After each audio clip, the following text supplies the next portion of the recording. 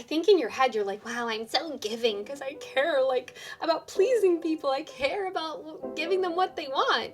But at the heart of it, there's control and ego because you want their approval. You want their affection for yourself. At the end of the day, that's what it is. You want their affection for yourself in order to love yourself, in order to feel secure in yourself, in order to feel secure in the world.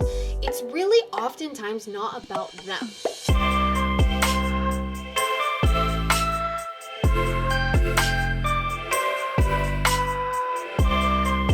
Hello you guys, welcome back to my channel. My name is Caitlin and I run the blog called Mrs. Midwest.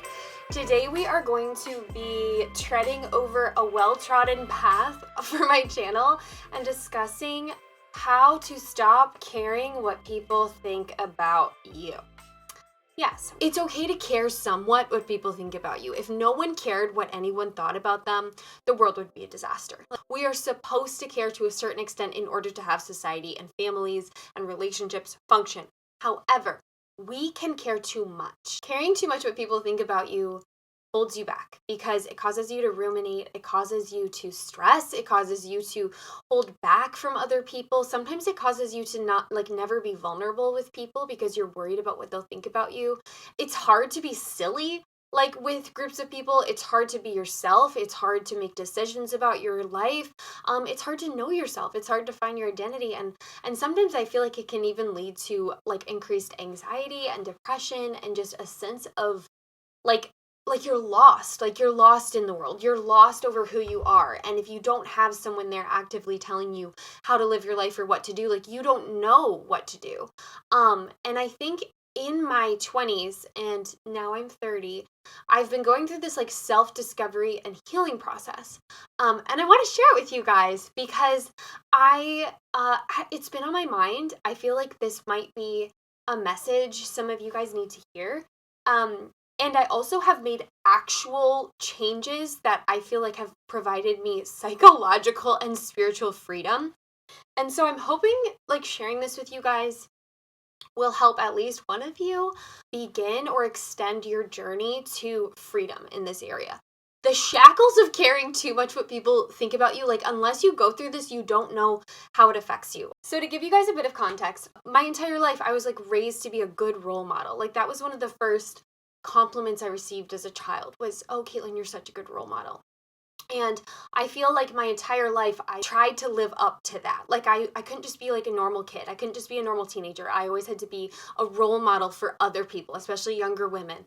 I couldn't live in my 20s. I had to be a role model. And it was just my default positioning.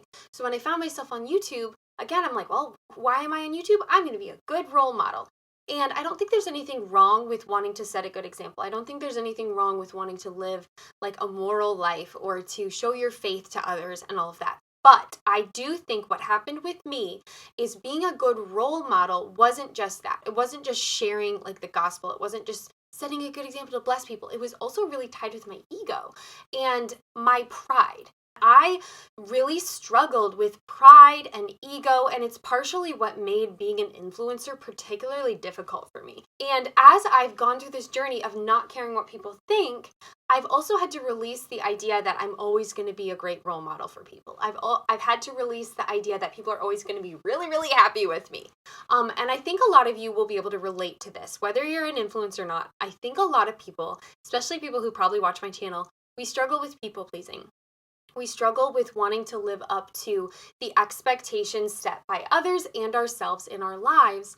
And a lot of that comes from this desire to please, but also our pride. And it's really interesting. It's all intertwined. When I was a student, I was the best student. When I was an intern, I was the best intern. When I'm someone's friend, I want to be the best friend. I want to be the best girlfriend, the best wife.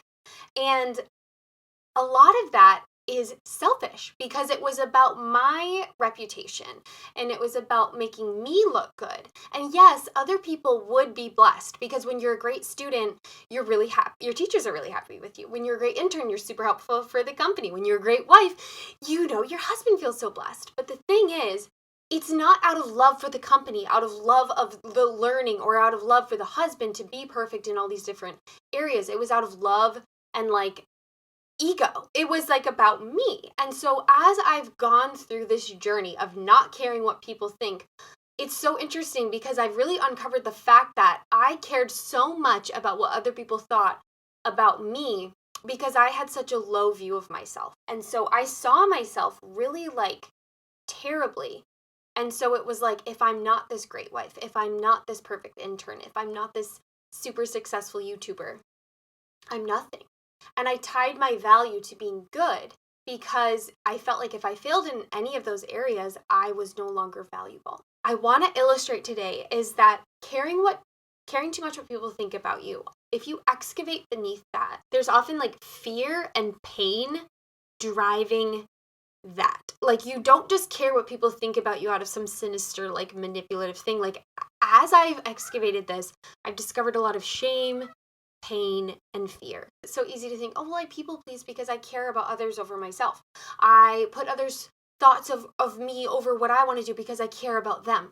When really, what I learned, at least for me, it was about me. It wasn't about doing necessarily what I wanted to do because all I cared about was approval. All I cared about was that stamp of approval. And why? Because underneath that stamp of approval, I felt like that's where the love was. That's where the belonging was. Because I didn't feel like I could belong. I didn't feel like I could be loved if I wasn't like stupendous in all of these areas. Like, I couldn't just be loved on my own for who I am. Like, I always had to achieve. So the first question I think I answered, and I think all of us should answer, is when you care too much what people think about you, why? Why do you care?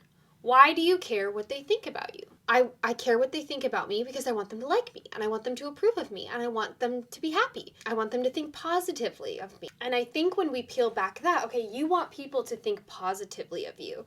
What that is really saying is, it's two things. One, there's like that desire for belonging. That's very natural. That's very normal. That's very human. The desire to be loved, the desire for belonging. And then two, the desire for control. Because when we care too much what people think about us, we have this control thing where it's like we can't allow people to see the dark sides of us. We can't allow people to believe bad stuff about us. We can't let them like view us badly. And why is that? It's fear. Like, there's a fear under there. And again, that goes back to belonging. Because if you fear people thinking poorly of you, why do you fear that? Because then they'll reject you. Okay, why do we not want rejection? Well, it's because we want to belong. And again, I think this goes back to a lot of us, how we were conditioned, either through like childhood, maybe we were born that way, maybe like our parents kind of raised that way without realizing it, maybe we've had life experiences where it's like, if I don't perform, if I don't give these people what they want, they will reject me and I will lose their acceptance. I will lose my sense of belonging and I will lose my sense of value and my love. And a lot of people get value, get belonging, and get love from that acceptance. That's why so many people just like go along with bad stuff or bad groups of people or a bad spouse or a bad family or whatever, because they want to belong. There is a reason why in ancient times, if you would do like a super bad crime, sometimes they wouldn't kill you. They would exile you from like the city or the community, and that would be more painful than death, because the exile, the rejection, that shame, like shame has such a heavy influence on our psychology and on our identity that it is almost a punishment worse than death. Sometimes I feel like we care too much what people think about us because we are so afraid of rejection. We are so afraid of not belonging. We are so afraid then of the shame that comes along with that. So, how do we address it? Is it by just like, I don't care what you think about me, like telling ourselves that over and over, or keeping people at a distance? I don't care what you think about me. I've seen that too, where people, in order to not care what people think about them, they start off the interaction hostile. They go out into the world aggressive or hostile, like kind of like taunting people to not like them, provoking them into not liking them off the bat, because then we don't have to go through this song and dance of, I tried to get you to like me, you rejected me, and now I feel terrible about myself. And that's what I want to get into here. It's what happens to you when you try to get them to like you and then they don't, and then you feel a certain way. I have gone through this. I have gone through this over and over and over and over again because I've been online, and I used to like try to fix it. I used to try to get people to like me, and now I just live my life. And the difference is I have found love, belonging, and identity not tied to other people's approval of me. Now, this was super, super hard. I grew up literally to be like, Caitlin, be a good role model. Make our family look good. It's complicated. Read the blog post if you want more details on that. But that was my mindset of I can earn love, conditional love, through being a good role model, through pleasing people, through being approved by the group. And the problem with that is like, then you kind of adopt things in your life that like are a bit inauthentic to you, because no one is going to be like purely loved by everybody. And so part of the change was reforming my identity, like really digging down and being like, okay, what am I so scared of? I'm scared of rejection. I'm scared of going online. Everybody hates me and I'm spat back out into the world. Okay, well, say that happens. What then? What do I have then? I still have God. I still have Jesus is Lord. I actually like myself. I do. I'm proud of myself. I stand by myself. I stand by like the things I've done and who I am and what I'm building. And I had to decide that that's enough. At the core of not caring what people think about you, it's not like this interaction by interaction thing where it's like, okay, first I'm not going to care what this person and then that person, then I'm going to go out to the store and try not to think about people looking at me. Like it's something that starts from within that then you can carry into every single interaction. And as I've grown, as I've rebuilt my sense of identity on, well, okay, I'm always asking, do people like me? But I need to ask the real question, do I like me?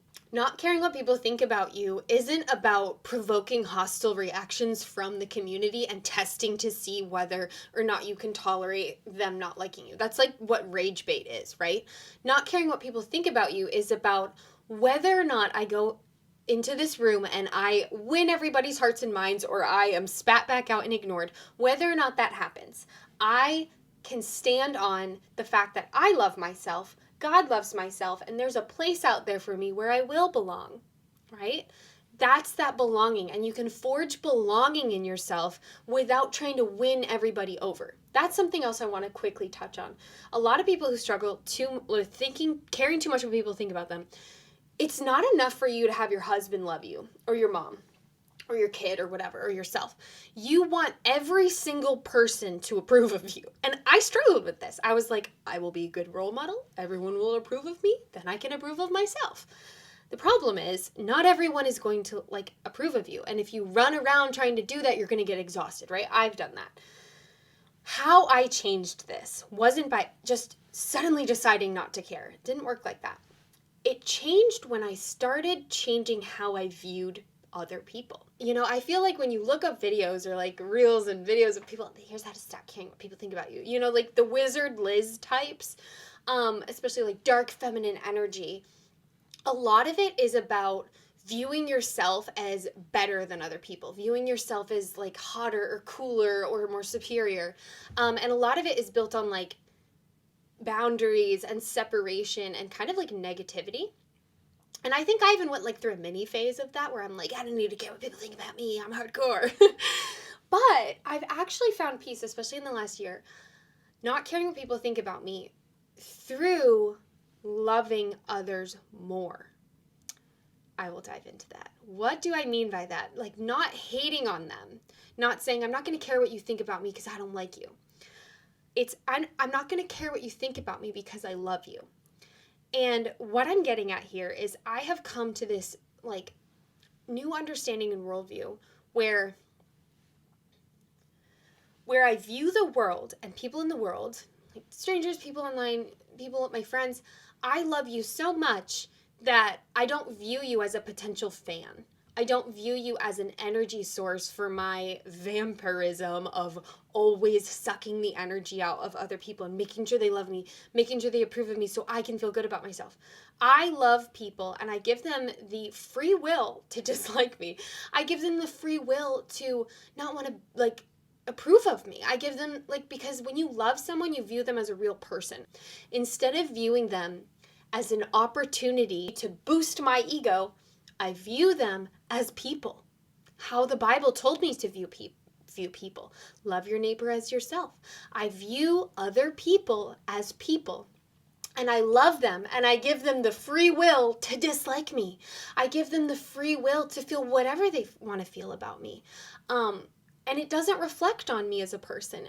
You can be lovely and not be somebody's cup of tea. I see that all the time. I like love certain like YouTubers or influencers, and they have like a lot of haters. Like that happens. And what I had to accept is people are souls. They're not just fans or potential fans of me. They're not just there to feed my ego. They're not just there to feed my value. They're not just there in order for me to win them over to feel good about myself. And that's what I think people miss when you kind of identify as a people pleaser or as a perfectionist. I think in your head you're like, wow, I'm so giving because I care like about pleasing people. I care about giving them what they want.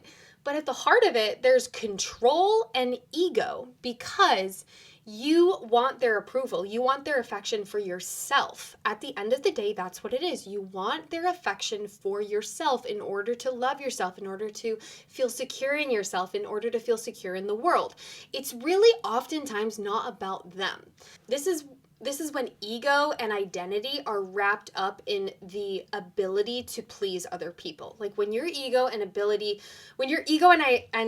are wrapped up in, I'm so amazing that everyone loves me. You encounter someone who doesn't, and then you're like, oh, short circuit. I gotta win them over. And you're not stopping to think about that person as like a fully functioning person and giving them the freedom and the peace to not like you. That's viewing people as people and not sources for energy vampirism. And I have been an energy vampire, I'm sure. That's why I'm coming online and making this super embarrassing video. Like, because whatever, I don't really care. Like, this is something I struggled with. And I could blame my childhood. I could blame myself, my sin nature. Regardless, I encountered this and I do feel like I've overcome it. I think that's why being an influencer was so hard for me. Because when you care too much what people think about you in the perfectionist way, I would get feedback and I would be like, oh, they don't like this. Okay, I'll change it for the next video and then I'll show them that I've changed and then I'll win their approval. But then something else would come up and then I change that and win their approval. But then sometimes there'd be two warring sides of like, okay, these people don't like this, but this opposite doesn't like this. And I have to pick. And this really all did come to a head when I gave birth. And I had a C-section and I used formula. And the home birth people were like, ah! And the breastfeeding people were like, ah! And I was no longer this good role model. I go into this in my blog post, but I was no longer this ultimate homemaker that maybe I had tried to be. I was the girl who failed, kind of. Like, it felt at least like that. Like, I failed birth, and I failed breastfeeding, and I failed all that. So it kind of set me free, though, which was kind of amazing, because then it was like, okay, I genuinely can't care what these people want from me, because I can't go back and redo birth. I can't go back and make my boobs work for breastfeeding. Like, it is what it is. And because it was what it was, I had to just move on. And it was a really good experience for me. It was painful and hard, but I could no longer be perfect. So when your pride, pain, and self-vision is tightly wound up in other people's perception of you, you are unable to stand on your own. You are actually unable to just be by yourself in a room and be happy with yourself. And like, that's what I struggled with. A lot of like body dysmorphia and a lot of anxiety and insomnia and self-hatred, all of that. Like, I struggled with that because when I didn't have the approval of other people, like when I wasn't around other people, pleasing them, getting that energy and feeling good about myself, I felt terrible about myself.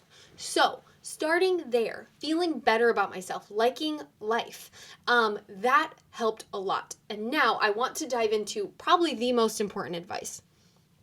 In order to stop caring what people think about you, you need to stop thinking about yourself all the time. You need to decenter from self. I've talked about decentering from men. I've talked about decentering from jobs or whatever. Today, ladies, let us decenter from self. Decentering from self means when you're alone in your room, I think people think, oh, narcissism is the only way to be self-centered, and it's not. You can be self-centered and hate yourself. Yep. You can be self-centered and hate yourself. You can be self-centered and ruminating about yourself, and it can be negative, but it's still self-centered. And that's what I really, like, it was an epiphany for me a few years ago, 5-6 years ago, where I was like, I am thinking about myself too much. I think I might have even said that in like a different confidence video. That was where it all started, was I'm going to stop thinking about myself so much, because that's partly what feeds the idea of like caring too much what people think about you. You're caring too much about yourself. Like you are thinking about yourself through other people's eyes all the time, and you're seeking to control their perception of you. And it's all about you. And sometimes it's hard to turn that off. But I have found success in just pivoting. Sometimes you can't just like stop a habit or like a mental pathway that you forged through your whole life, but you can pivot.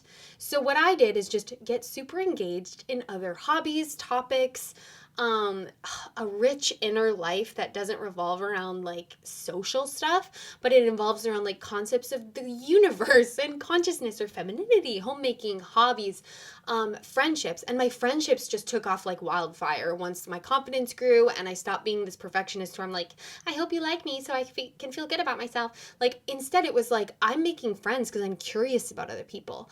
I'm genuinely interested in other people. I love other people and I give them the free will to not love me back. Like, honestly, that's super biblical when you think about it, because God gives us the free will to not love him back. You do not have to be like Jesus is Lord, God following Christian. You don't. God gives you that free will. And it wouldn't be godly for me to run around demanding the approval and affection and adoration of everybody. That's crazy. No, people need to have the free will to not like you. I think that's also why I've been able to bounce back so much better from friendship drama over the last couple of years. Like I had this super like horrible friendship situation where I thought these people liked me, and then I actually heard them talking like smack about me from another room, and I was like, what? And it like, I think would have crushed me 10 years ago, but who I am now, it was like super hurtful. Like I did cry and I was like kind of mourning, but I wasn't mourning that they thought badly about me. I was mourning the fact that I thought we were friends. I thought they liked me. Like it was a really fake situation. But I didn't like just retreat into myself after that. I was able to like forgive and move forward and try different friendships because, again, viewing people through curiosity, a desire for connection and community. That's really what I've seen too with the caring too much what people think about you situation. It cuts you off from genuine connection, and connection, like spiritual connection with people, loving kindness, having the vulnerability to show yourself to other people. And connection is at the root of confidence as well, because when you connect with yourself, when you connect with creation or an animal or a pet or another person, like every time you form connection, you are building confidence, because you're building your foundation and your root system outside of just like, do people like me or not? And it's hard. Like I get it. Like it's so hard because when you're trained up to like be like, okay, well, if other people don't like me, I must be terrible. That's a really hard mindset to break. And where you have to start is, well, I like me. And if you don't really like yourself, you can start to make changes in order to be a person that you would like. I know that might seem like a bit backwards. Like I do think we have intrinsic value as made in the image of God, but I also think sometimes we can get caught up in habits or like routines in life that actively make us dislike ourselves.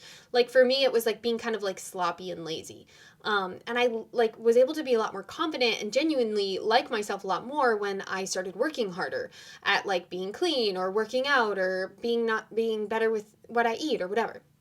Hobbies, all of that. So it's twofold. It's like you should substantially accept yourself and love yourself, but you also should be always working to build your life up in a way that, well, I like me, you know?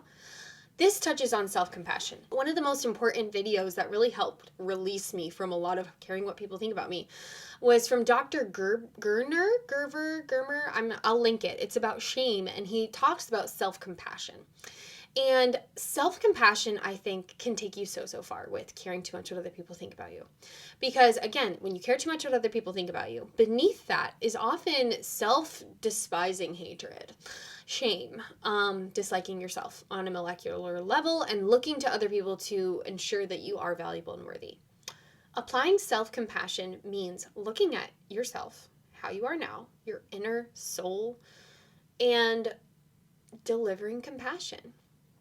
Looking at who you were as a child and saying, that seemed really hard, what you went through. Big hugs. Like, kind of simple. Like, that's what I did. I, like, went through to my childhood self. I imagined her, and my instinct was to be like, ugh. But then I was like, no, big hugs. You're doing a good job. Self-compassion is actually really, really hard. And it's funny because it's like, I think it's taken for granted, especially with Protestants, where it's like, love your neighbor as yourself, like I said. But what they've found with studies, it's actually easier for people to apply empathy and compassion to people they do not know than to themselves. And so a common therapy exercise is to ask a patient, well, if your friend was struggling with this, what would you say to them? Not if you're struggling this, what would you say to yourself? It's if your friend was going through what you're describing, what would you say to them? And so many times, like, the patient comes back with something like really compassionate.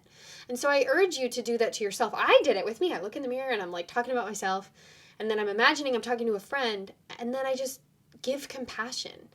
And not being so hard on yourself is a super huge component to this. It's kind of like not taking life so seriously. That's going to bring us to our next point after self-compassion is the way I was able to have freedom from caring what people think about me is just like stepping back and being like, girl, whatever. It is not that serious.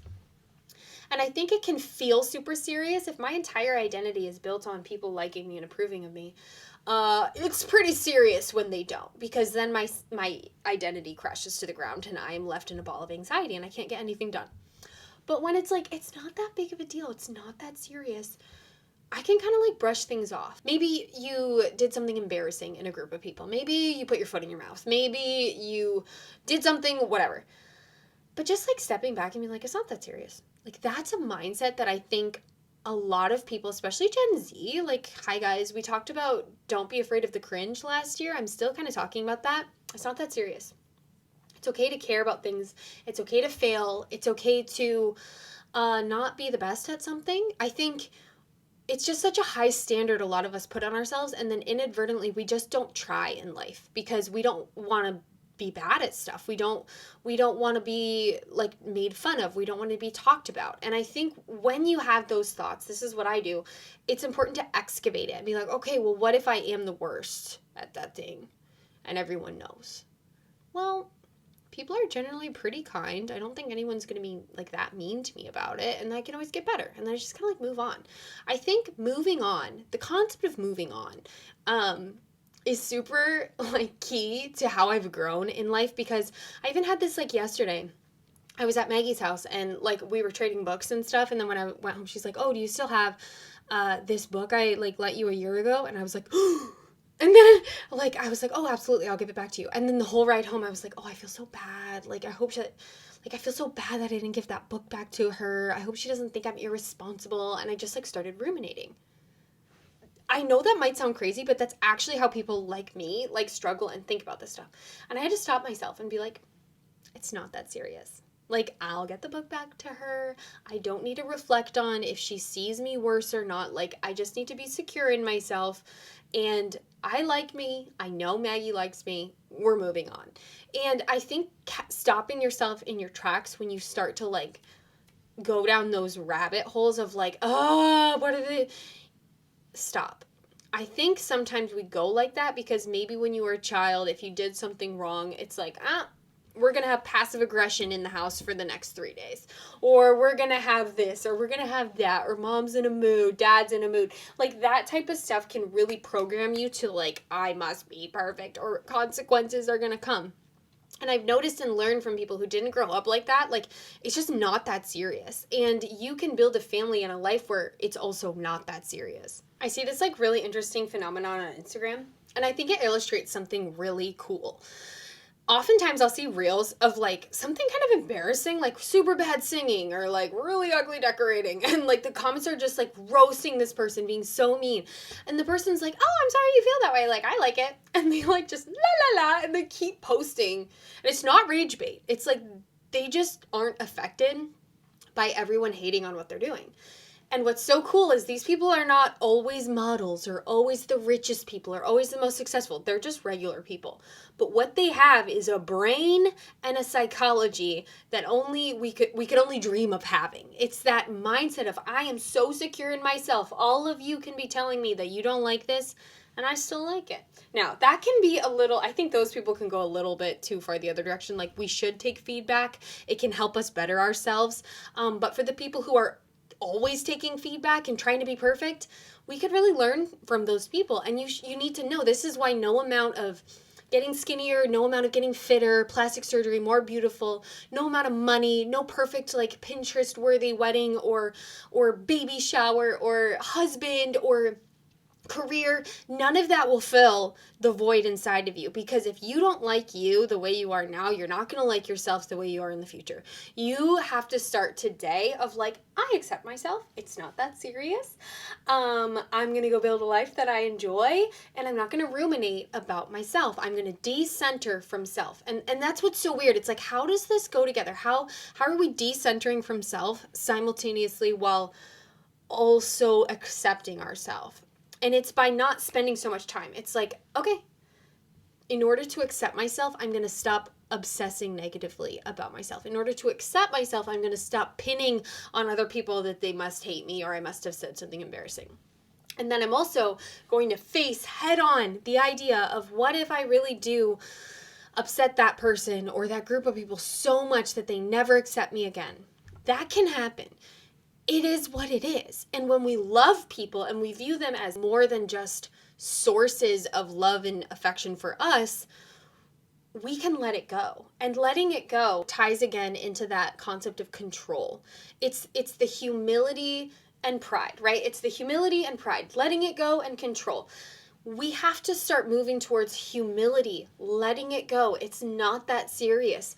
And also, like, by letting it go and having humility and rejecting pride and having a bit of an ego death, that's by looking in the mirror and being like, I'm not the best.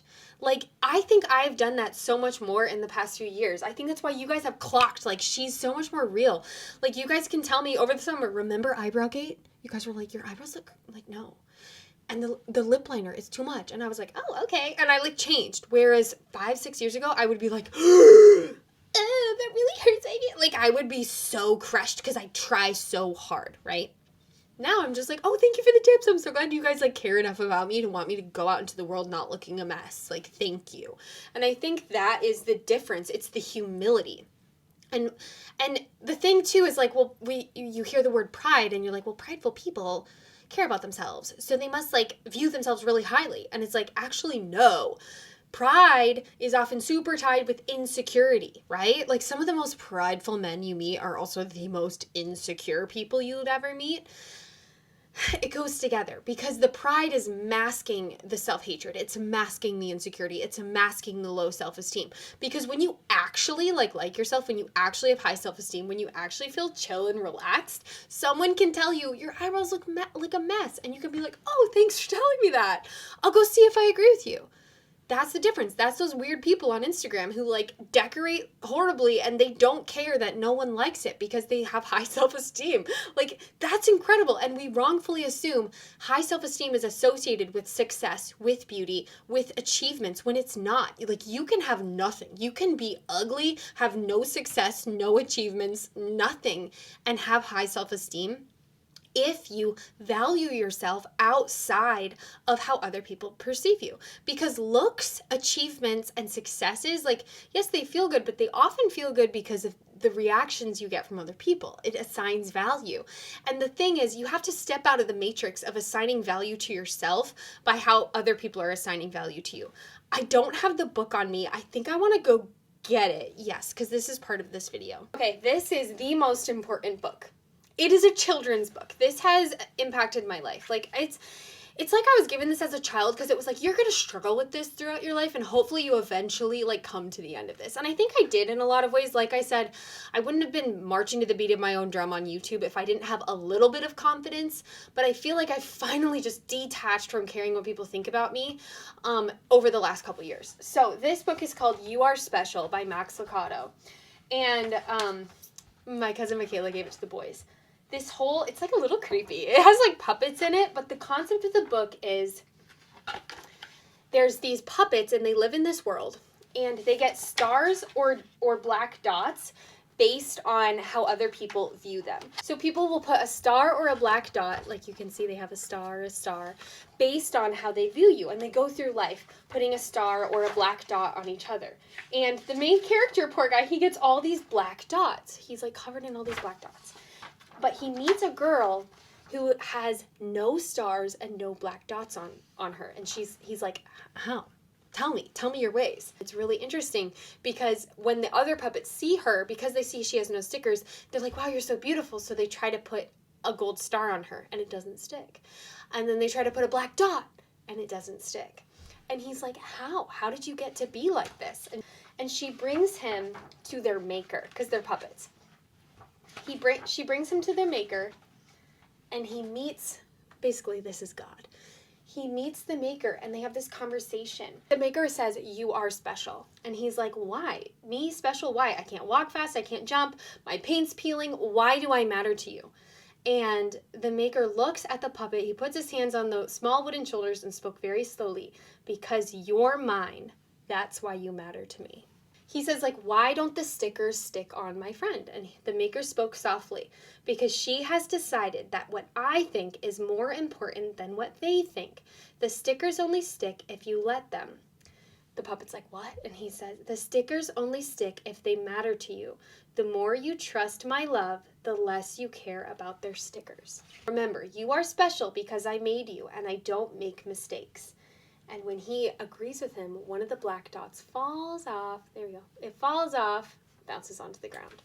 The idea of that is that God cares about you. He made you. He made you just as you should be, right? So there's some things in life we can and should feel ashamed about. Like when we hurt somebody, when we're sinful, malicious, all of that. Shame is good, because then you can be led to repentance or reconciliation. But then there's times where we feel shame over stuff outside of our control or just things we shouldn't, and it's a burden. And so what I'm trying to get at here is chasing the gold stars or trying to flee from the black dots, fleeing from people hating you by also chasing the approval. Either way, you're still living for other people. The answer to not caring about what people think about you isn't by covering yourself in like gold stars from approval of them or viewing yourself so lowly that you hate yourself. It's about simply not letting their opinion of you impact how you view yourself. And that is by, like, honestly looking in the mirror, prayer and journaling and just talking to God about this and being like, you know what? I like me. That's how I did it. So practically applying this has really included for me lowering my expectations of myself by also lowering my expectations of other people. I no longer expect them to like me. I no longer expect them to dislike me. I no longer expect anything of them. I just go into every interaction like, oh, this is a new interaction. I don't project onto them either. I think, again, this can happen both ways where some people are always projecting everyone's going to dislike me. I see that sometimes where people are like, I don't like women, like I don't get along with women. They don't get me. And it's like, well, maybe you're just projecting because there's no way every single woman in the world can't be your friend. Like there's somebody out there. And I think like what we get behind that is hurt and the inability to be vulnerable, So stop projecting, right? That's step one. Accepting defeat sometimes. You're not going to get everybody to like you or approve of you or think great of you. Accept that and live with that. Live with that uncomfortable little kernel in your shoe. It's good for you because it brings humility. Get grounded with people that you know love you. Even animals, even like family members. And this can be really hard. Like if you're in a toxic relationship, you have a toxic family system, you kind of need to rebuild. Like I am a firm believer in boundaries and rebuilding and growth. And so putting yourself in a safe environment where you can actually psychologically heal from this stuff is worth it. I think reflecting on scripture and acknowledging your own pride.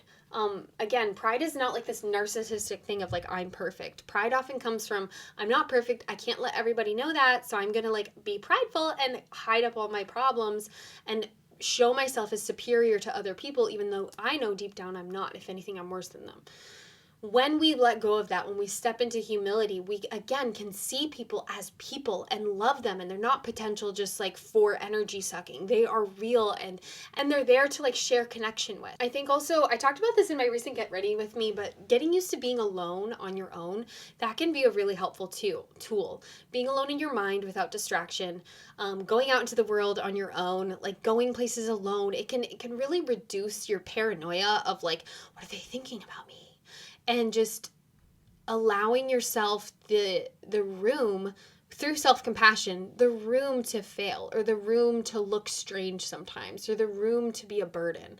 I think people who struggle with this topic fear being a burden, fear being a problem, fear looking weak. And when we accept our own weakness through that vulnerability, we can also accept help from other people a lot better. We can accept healing. We can accept like the love from others as well. And I think like that's something that I really missed out on in my life because I was so busy projecting that I'm fine. I missed out on having people like be there for me when I wasn't. And I faced a lot of that stuff on my own. But now that I'm like, I'm not always fine, I feel so much more connection to people around me. Having fun and building your life around more than just social dynamics and problems. That's another thing. I think people who fixate on this stuff, in their free time, they scroll, they think about friends, they think about gossip, they talk about gossip. Their entire life revolves around Instagram or Facebook or TikTok. They have no hobbies outside of people and social stuff. And they're so fixated on what other people think about them because oftentimes maybe they're even really critical or judgmental of other people. So decentering from self is also decentering from making your entire life about like popularity contests or social stuff, and disconnecting from that kind of like rat race of like who's like the drama and the social stuff, and instead like building security through healthy connections and relationships. So disconnecting from like making people your only hobby, it's good because like the Bible literally commands women to not be busybodies. A busybody is like the concept that someone's just like always in people's business and always like talking about other people, always like kind of stirring the pot. And oftentimes people who care way too much what people think about them, they're way too plugged into social stuff like that. And I think stepping back and building your own hobbies and life outside of social stuff and social dynamics, like have that as part of your life as like a nice accessory to your life, but you have other things going on. You have things where you are creating, you're nurturing, you're living in your femininity, your body, fitness, and like your body's a temple, and creation and nature, and like diving into that like physical side of life and not just the social can also help you stop caring so much what people think about you, because you're like, I'm busy, I'm in the forest, I'm hiking. I think also just practically surrounding yourself with people who also don't care what other people think about them. That's why I picked my husband. He is incredible. He is the person, like, he never tries to get people to like him, but we all end up liking him because he's so likable. And it's been so inspiring for me, and he has been a huge inspiration and influence in my journey. I don't think I would be where I am now if he wasn't my husband. He's not appearance focused. He is not like, we got to impress people. He does not care. Like, he just does what he does. He likes what he likes, and he's so loving to people around him, but he's not like getting his value from other people approving of him. In fact, he sometimes expects disapproval, and it doesn't bother him.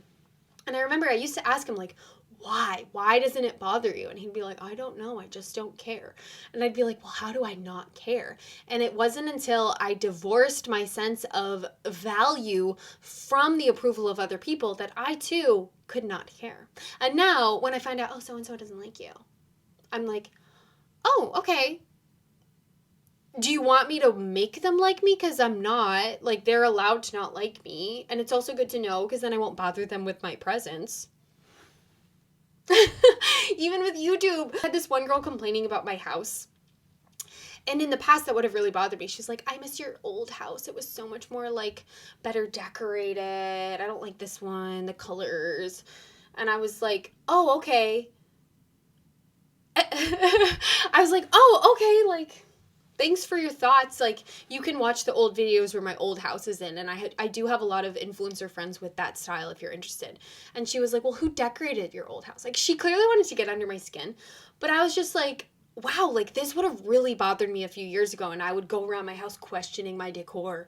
But instead I was like, no, she is like a fully formed human being, and she is allowed to express, or she is allowed to dislike my house. Like, I do not have to control everybody around me in order to get value. Like, I like my house, and like, so it didn't bother me. Like, it stuck with me, the interaction, just because I thought it was like a little weird. But I was really proud of myself for realizing like, oh, this doesn't bother me. Like, someone actively doesn't like my style, my taste, like what I've done, and it's not gonna like make me change. That was growth, right? So I think like living in, like kind of leaning in has been really helpful to me too. Like finding, oh, you don't like this? I'm not gonna keep doing it like to provoke you, but I am gonna keep doing it because that's who I am and that's what I like. I think that's a difference. I think sometimes people can approach the I don't care what people think by kind of like trying to tick people off by doing stuff they know will like get a reaction. Whereas it's like, I'm not trying to get a reaction from you. I'm just like living my life. And if you don't like it and it's making you feel some type of way, like maybe get space from me because I'm triggering you. That's the healthy and mature way to approach it. Like, I actually don't want to trigger people. I hope they seek boundaries from me and my content if it triggers them, because I don't want people to like live in this disconnected negativity. I want connection. I want love and kindness. And if you're not feeling that, if you're not connecting, if you're not feeling good here, don't put yourself here. Don't put me through that. Don't put yourself through that. Like, that's okay. And I think that's the biggest mindset change of like, I'm not going to force anything here. I'm accepting of free will. I'm accepting of what God brings to me. I am accepting of the separate consciousness of you and me and how we see the world differently. And I think it's beautiful. And that's what's so beautiful about stopping caring what people think about you and everything that goes along with that, like with comparison and jealousy and envy and self-esteem and all those topics I've talked about. It helps you connect with others and love others so much more because you're not fixated on using them for your own confidence. Finally, I do want to encourage you all to get new experiences. I think sometimes you can be stuck in a negative headspace because your life is just the same every single day. So like new opportunities to volunteer, new events, new connections, sign up for a class, study abroad, go somewhere, vacation, try something new, try a new hobby, take up like hiking or biking or walking, like get moving, get into creation, like all those kind of things can rip you out of like fixating too much on the social world and reapply you back into the physical realm. That has nothing to do with how people like you or not. Like whether or not a group of people likes me isn't going to stop me from getting on my bike and going to the library and having a cozy afternoon. Like, it doesn't work like that. I can go enjoy so much. And I think reminding yourself of that can help keep you grounded. Like, reminding yourself, like, Mary Lou not liking me isn't going to stop me from eating my favorite dinner tomorrow. It's not. Like, Bobby Joe not liking me is not going to stop me from petting my dog. Like, just reminding yourself, like, it doesn't matter. Like, it doesn't affect you. Like, it doesn't really even stop you. Like, sometimes it matters. Like, oh, I'm not going to get promoted at work because Freddie Lou, what are these names? Freddie Lou doesn't like me, so I'm not going to get promoted. Okay, maybe that affects you, but, like, maybe you don't want to work there if all these people don't like you, right? Like, just viewing it as data. That is what I want to end off with.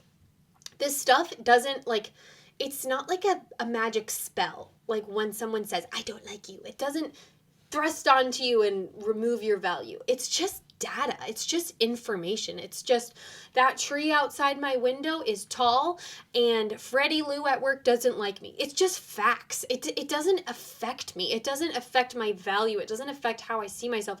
It doesn't affect my tomorrow. It doesn't affect my past. The only thing that matters is how I see myself and how God sees myself. And God loves me. And that's all I need to know.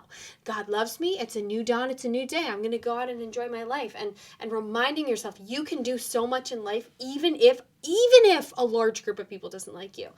And maybe this is what I'll end off of. I keep saying I'm going to end off, but then a new thought comes. And I want to share that I used to be super scared of the scripture that talked about you're going to face persecution. Because I'm like, I don't want to be persecuted. I want to be loved. I want to belong. And like, God told us we're going to be persecuted as Christians for our faith, right?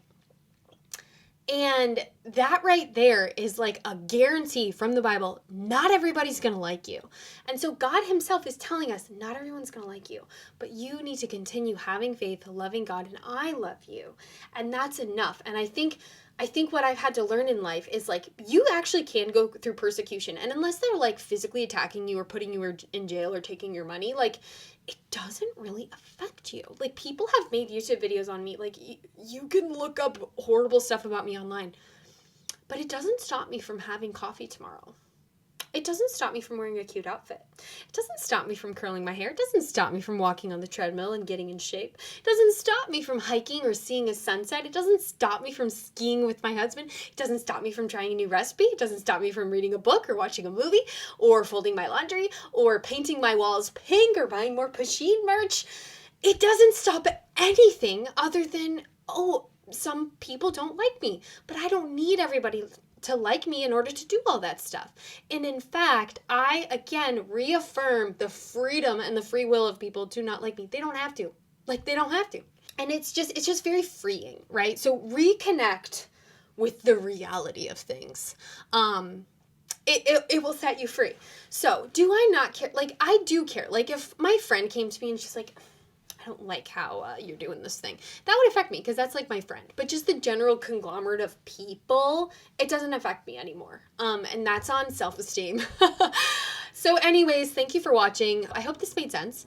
Share your journey below. If you've gone on a similar journey of like not caring what people think about you, share that. I'd love to hear it. I think it's inspiring for people to like know it's possible. Oh, and if you're interested in more of this kind of content, I have a few other videos. I don't know what the advice was. I'm sure it's kind of similar on self-esteem. And stay tuned. Check my blog out too if you want to see like more detailed, like heartfelt stuff about this topic. But yeah, 2026 for me, I think, is like this year of like psychological freedom and spiritual growth. And that's also why anyone about to turn 30, don't fear. There's so much maturity and growth and freedom in getting older. I think that's also part of like not caring so much what people think about you. It's like, well, I'm established, I'm older, I just don't care. So I'm gonna stop talking. I'm gonna set you free. Thank you for being here. I love you guys. Happy 2026, and I'll see you in the next video.